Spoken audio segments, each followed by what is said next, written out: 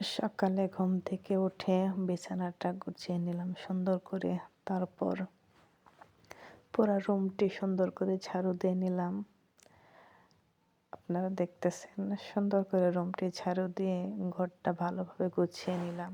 এরপর আমার একটা মুরগি ছিল, ওটা নিচে থাকে, ওটাকে আমি ছেড়ে দিলাম, দিয়ে খাবার দিয়েছি। সে খাবার খাচ্ছে না, ভয় পাচ্ছে।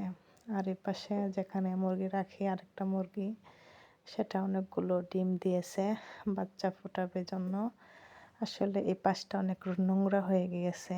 এখানে সিঁড়ির নিচে ওখানে মুরগির জায়গা, মুরগি ওখানে রাতের বেলা থাকে, অনেকগুলো নোংরা হয়ে গেছে। এজন্য ভাবতেছি পরিষ্কার করব ঝাড়ু দিয়ে সুন্দর করে। তো এই পাশে আবার দেখলাম ঝাড়ু দিয়ে পরিষ্কার করা শেষ। পরে পাশে দেখলাম মা আবার কি জানি করতেছে। পরে এসে দেখি একটা গর্ত খুঁড়তেছে। গর্তের ওখানে মনে হয় কোনো গাছ লাগাবে। এই যে আমাদের লাউ গাছ, মাশাআল্লাহ আমাদের কলা গাছে অনেকগুলা কলা ধরেছে, পেঁপে গাছে অনেকগুলা পেঁপে ধরেছে। ওখানে পিঁপড়া বেরোছে, এজন্য মনে হয় ওখানে আর গর্ত খুঁড়ল না, না খুঁড়ে এপাশে আবার খুঁড়তেছে। মনে হয় কোনো গাছ টাছ লাগাবে আর কি। শীতকালীন যে সবজিগুলা হয় ওই সবজিগুলা লাগাবে, এই জন্য গর্ত খুঁড়তেছে। মাটি আসলে বৃষ্টি হচ্ছে না, মাটিতে অনেকটা সুবিধার নয়, গাছ লাগালে বের হবে কিনা। আবার এ পাশে একটা কুকুরটি দেখে বোঝা যাচ্ছে কুকুরটি বাচ্চা দিয়েছে। তো মা কুকুরটি খাবার খাচ্ছে, বাবা কুকুরটি ওখানে দাঁড়িয়ে থেকে দেখতেছে।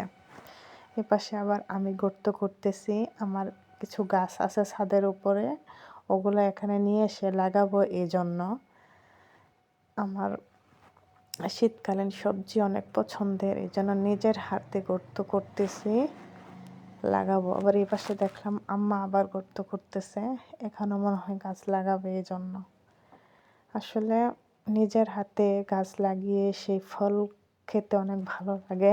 ওই যে দেখেন কুকুরগুলো এখন রাস্তাতে দৌড়াদৌড়ি করতেছে, আর আমি ওদের দৌড়াদৌড়ি দেখতেছি, অনেক দূর থেকে ভিডিও করছি।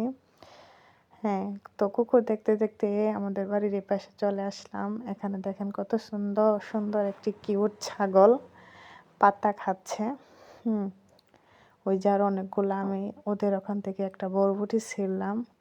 আসলে বরবটি সবজিটা আমার অনেক ভালো লাগে, আমার অনেক প্রিয়। তারপরে পাশে আসে দেখি আব্বা পেঁপে গাছ থেকে পেঁপে ওঠাচ্ছে। আমি একটু আব্বাকে হেল্প করে দিলাম, তার সাথে সাথে আমিও একটু কাজে সাহায্য করে দিলাম। উনি পেঁপেগুলো পাড়তেছে আর আমি হাতে নিয়ে নিচে রাখতেছি। আসলে এগুলো হচ্ছে নিজের গাছের জিনিস, দেখতেও অনেক ভালো লাগে, ফরমালিন যুক্ত, খেতেও অনেক ভীষণ ভালো লাগে। উনি পাড়তেছে আর আমি নিয়ে নিচে নিচে জমা করতেছি, মানে হাতে লাগালে পাচ্ছে না, পড়ে যাওয়ার মতো অবস্থা। তো ওই পাশে আরও আছে, দেখি নিচে আরও গাছ আছে। নিচে একটা পড়ে গেছে পাড়ার সময়, ওইটাই মনে হয় খুঁজতেছে, পাচ্ছে না। অনেকগুলো মানে গাছ তো হবে, পরে আমার কাছে দিল, আমি এগুলো এখানে নিয়ে এসে জমা করেছি, বস্তাতে উঠাবো দেখে। এই যে কত সুন্দর সবুজ প্রকৃতি, ভালোই লাগে।